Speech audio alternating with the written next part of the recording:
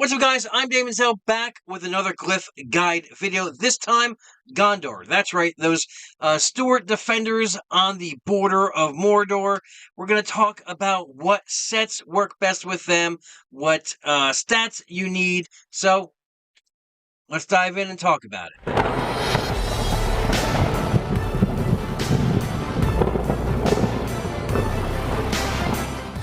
Alright, so this is a team that is not widely used.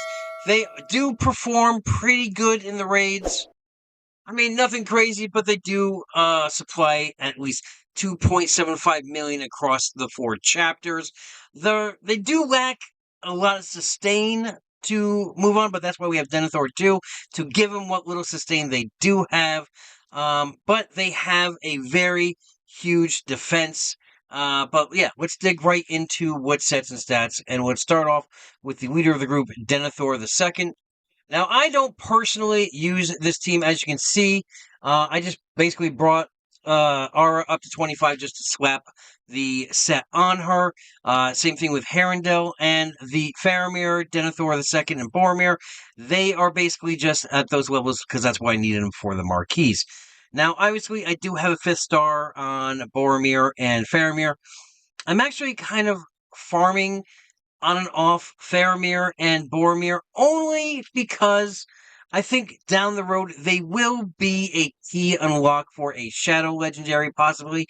I mean, Gondor is featured heavily in the book, so why wouldn't use their team to maybe unlock a Shadow Legendary? Maybe a Legendary Ring Wraith, right? But let's talk about Denethor II. What we're going to start off with him is we are going to put a Lembas set on him, as well as a shield wall. Now, I know most of the times we're talking about, well, let's do Lifestealer, or maybe Bloodlust, or any of these other ones, like Armor Pierce, just to give a little bit of extra damage. But because of the way that Denethor's abilities work, that fierce defense of his basic, being able to throw provoke on whoever in the group has the highest HP, who is not stealth. That's why we're putting shield wall on him, because yes, of course he could put it on himself. And we need a big health pool and a little bit more, I guess we need that defense, that extra 3% defense. So in case he does get hit, he can actually, mitigate a lot of that damage coming in. So, the stats we are using with him are health, health, and health. Yes, I know, because he is he's that utility character, right? He's that support character. And he doesn't give out a ton of sustain, so that's why we're not, I mean, obviously, yeah, he does give sustain, so we are putting, HP on him, but it's awesome to take hit. I mean, because, face it, the only sustain we're getting is off of those regenerations. And I don't believe they go off the health pool, but because of that provoke swapping, we do want a bigger health. But let's talk about the secondaries we want, 4 slots. Well, we said health across the board, 4, 5, and 6. But the secondaries you want are block chance, health, block mitigation, and armor. That's what you're looking for here. And you can sprinkle resistance in some of the other ones, but these are the 4 major ones that you want to get on this. And again, we want the armor built up. We want the ability to block any incoming attacks. We want to mitigate anything. Basically, the idea of this group is just to mitigate a lot of the damage because we do not have sustain. We don't have the regenerations. So if we become super tanky, well, we can outlast more in a fight, and that we want to deal a ton of damage, and that's where our damage dealers come in. But let's talk about Boromir, who is our main tank of this group. Right here. Okay. Now, what we want with him is we basically went the regular tank route. We're putting all shield walls on him to give him that full 9% damage mitigation for when he does have that provoke and taunt up. We're not dealing any Banes out, so we don't really need that focus on him.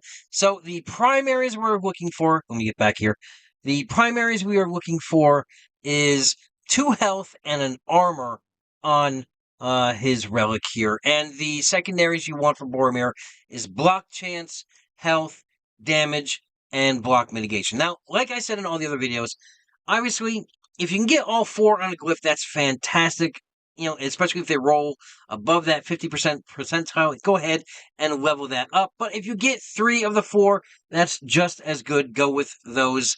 I would, again, say if you only get 2 of the 3, don't bring it past level 5 unless you really, really need it to up your game in any of the challenges, or if you're using them in arena, which I highly doubt, or if you're using them in raids.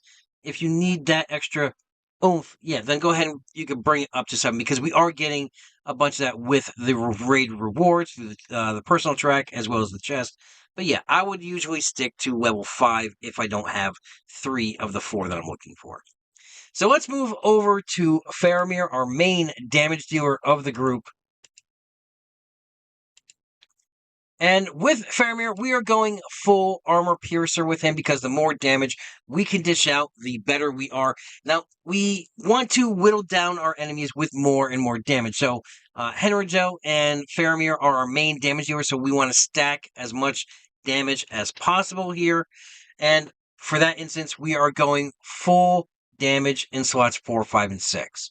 Now, obviously, with the secondaries, we are going to use our traditional route of attacking, but we're not going to put on speed. We're actually looking for damage, crit chance, block chance, and crit damage. Again, we want to be able to outlast our enemies, so therefore we want to be able to block some of that incoming damage, or just avoid it altogether. Speed's not really going to help us with that. So again, damage, crit chance, block chance, and crit damage. And our secondary attacker, which is Herondel,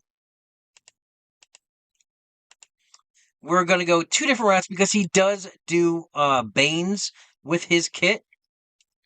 We are inflicting Enfeeble, but we're also damaging him when we do this. I believe it's on the second special, the special 2. So when we do this, yes, we want the Withering on there so we can get that 15% true damage. And of course, the Armor Piercer just to give us a little bit extra on top of that. Other than that, he doesn't really do a lot of Banes.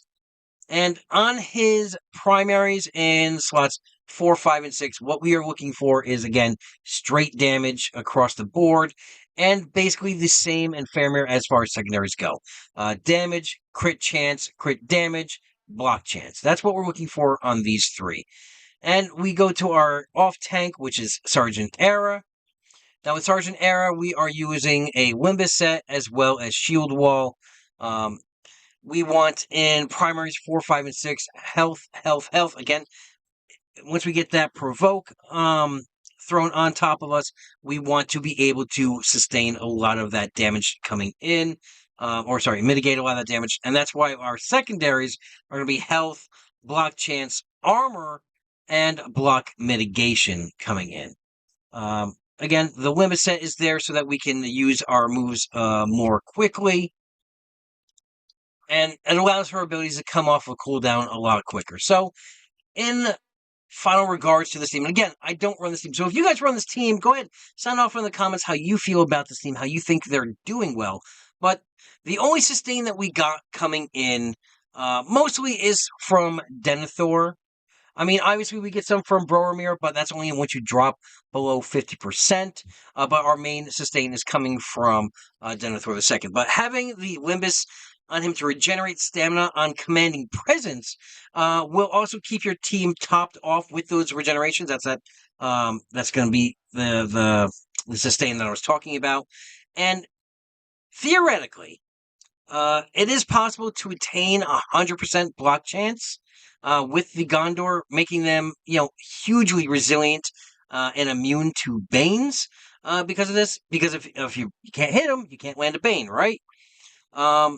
And the problem won't be surviving. It's more of dishing out as much damage as you possibly can to outlast your enemies, and that's where Faramir and Herondale will be key, and they require as much damage as you can throw on there. So the highest crit chances you can get on there, highest crit damage, you want to stack them on there. Now, Sergeant Era, yes, Not the best character in the world, but she does serve two purposes.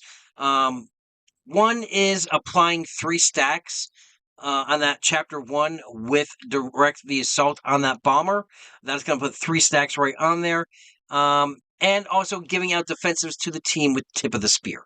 And that's also going to, help us out with that block mitigation and just blocking any incoming damage that is hitting us. Now, shield wall on Era is flexible as it's only beneficial if obviously the provoke gets thrown on us. We talked about that's why she's got it. That's why Denethor has it on him. Herondale,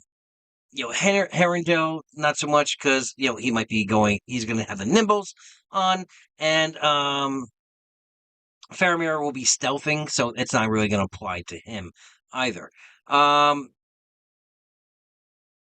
Sorry, yeah, obviously, and if it's going to throw to her, because if it gets thrown onto our main tank, which is Boromir, he's going to be taking a lot of damage, so then her health pool would be the next biggest, and that's where the provoke would be thrown onto her. Now, also, if you are using this team and you feel that you just aren't doing enough, you can substitute some of these for damage. In other words, you can take off Boromir. You can take off one of the shoot. Well, you can take off one of the secondaries, right? Let's go, or the primaries. In other words, instead of armor on that primary, you could put a damage mod on there. Same thing with Aura. I would keep the sets the same. I don't think. Limbus on Aura will help out to pop as an additional 2 stamina, right? So we can get those abilities off a little bit sooner. But you could also go Last Stand with her as well. That will give you a little bit of cleansing as well as 100% turn meter. So you could go that route, and that will add a little bit more damage because you can take your turn a little bit more. But yeah, again, I'm not super. I don't use this team a lot. I've only used them in the marquees, but on paper, this is what I think would work out best. If you're running them, tell me what sets you guys are running. But as far as now, I hope you guys found this video informative, entertaining.